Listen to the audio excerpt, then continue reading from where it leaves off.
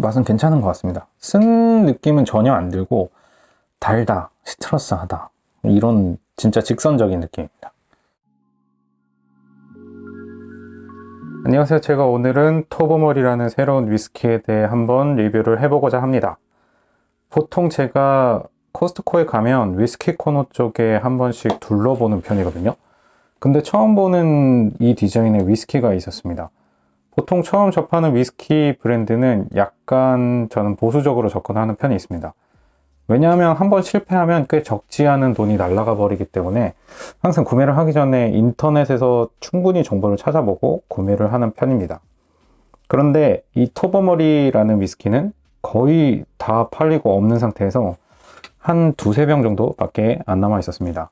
그래서 직감적으로 이거 맛있나 보다, 잘 팔리는 데는 이유가 분명히 있을 거고, 또 싱글모트 스카치 위스키인데 46도의 도수를 가지고 있으면 안 살 이유가 없다라는 판단을 했습니다. 그래서 바로 구매를 했고요.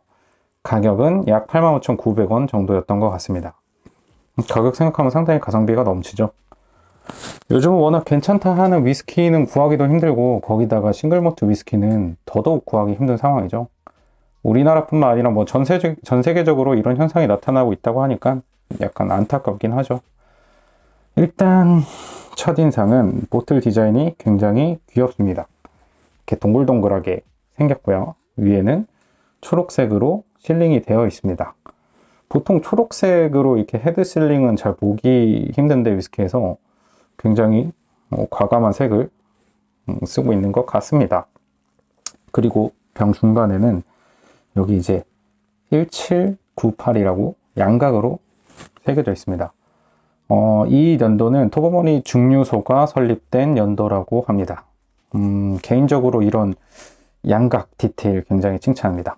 왜냐하면 10만원 언더 가격대인 위스키들은 보통 이런 양각 대신 그냥 투명한 스티커에 인쇄를 해서 붙이는 편인데, 이런 세세한 디테일 하나하나가 저를 감동시키네요. 별거 아닌데 이런 데 별로 없습니다.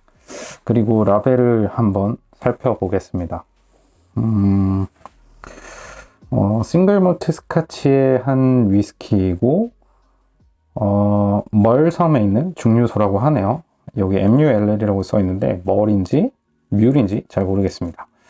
그리고 12년 숙성된 제품이고, 제가 스코틀랜드에서 이 멀이 어디 있는지 궁금해서 구글 지도를 한번 찾아봤는데요.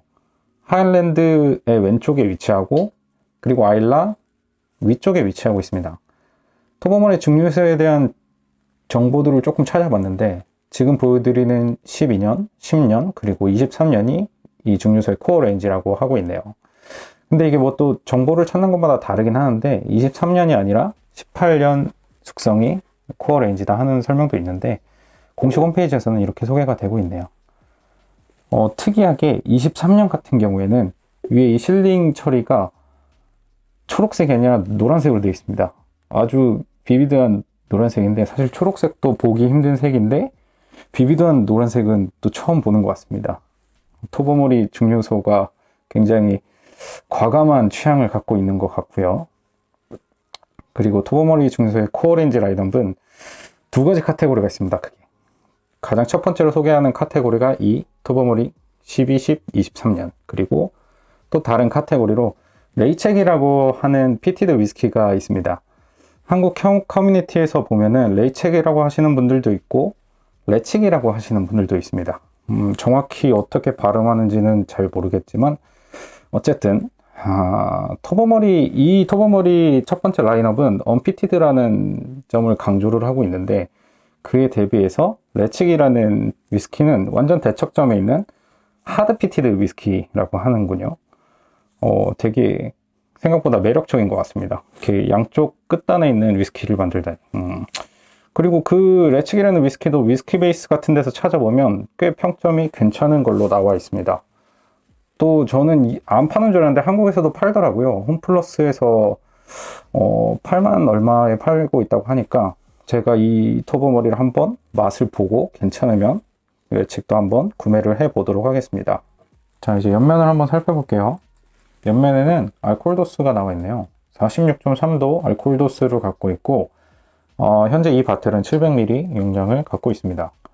그리고 또 아래쪽에 조그맣게 논칠 필터드라고 설명이 되어 있네요.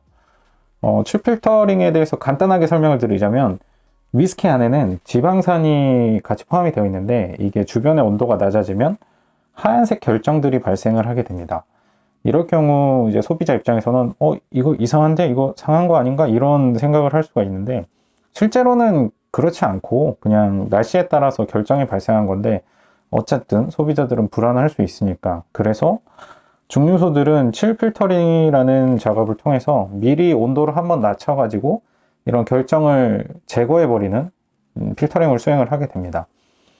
필터링을 수행을 해서 이제 결정은 발생하지 않지만 사람에 따라서 호불호가 조금 갈리는 편이라고 합니다. 칠 필터링에 대해서 마음이 안정된다. 또는 나는 그 칠마저도 위스키의 한 맛이라고 생각하는데 그 필터링 해버리면 어떡하냐. 그래서 칠 필터링을 하지 않은 논칠 필터가 더 좋다. 이런 의견도 있습니다. 제가 생각했을 때는 본연의 캐릭터를 최대한 건들지 않는 게 좋지 않은가. 그래서 저는 논칠 필터드가 조금 더 제 취향이라고 생각합니다. 사실 맛의 차이는 잘 모르겠고요. 자, 이제 반대쪽 라벨 한번 볼까요? 잘 보이실까요? 반대쪽 라벨에는 테이스팅 노트가 간략하게 기록이 되어 있습니다.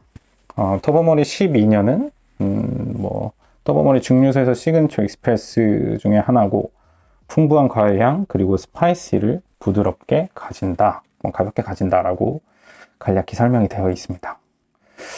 라벨에는 정말 간단하게 설명이 되어 있고 제가 조금 더 궁금해서 증류소 홈페이지에 나와 있는 테이스팅 노트를 한번 봐봤습니다.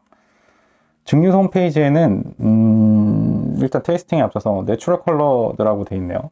이게 아마 스카치 위스키들은 카라멜 색소를 사용하는 경우가 많은데 이 토버머리는 카라멜 색소를 사용하지 않는 것 같고요. 토버머리 공식 홈페이지에 있는 테이스팅 노트 보면은 오렌지향, 시트러스, 그리고 꽃향기가 난다고 합니다. 또 풍부한 바닐라와 스파이시 오크향이 난다고 하네요. 일단 노즈에서는 이런 느낌을 느낄 수 있고 팔레트에서는 스윗 오렌지와 시트러스 그리고 크리미한 풍부한 바닐라향, 스파이시한 정향이 난다고 합니다. 사실 이 정향이라는 거를 저도 어떤 향인지 정확히 잘 몰라서 한번 찾아봤습니다. 정향은 약간의 금속성 냄새를 포함한 향신료 중에 하나라고 합니다.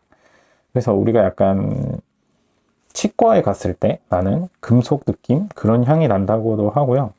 이거 궁금하네요. 제가 정향이라는 거를 향으로서 생각을 해본 적이 없어서 저도 한번 이번 테이스팅을 진행을 하면서 한번 어떤 정향 맛이 느껴지는지 보도록 하겠습니다. 그리고 피니쉬에서는 은은하게 바닐라, 스파이시가 난다고 합니다. 저도 아직 오픈하지 않은 상태라서 맛은 잘 모르겠는데 그래도 한번 정말 궁금하네요. 맛을 한번 슬슬 보도록 하겠습니다. 추가적으로 어떤 캐스크를 썼는지도 한번 찾아봤는데 공식 정보에는 나와 있는 건 아니고 다른 사이트를 찾아보니까 엑스버번 캐스크 퍼스트를 사용하고 있고 버진오크 캐스트를 사용하고 있다고 나와 있습니다. 테이스팅 노트에서 주로 말하고 있는 바닐라 향이 아마도 이 버번 캐스크에서 기인했을 것으로 생각이 되고요. 특히 퍼스트 필이라서 더 강한 바닐라 향이 많이 느껴질 것 같습니다. 이제 한번 열어볼까요?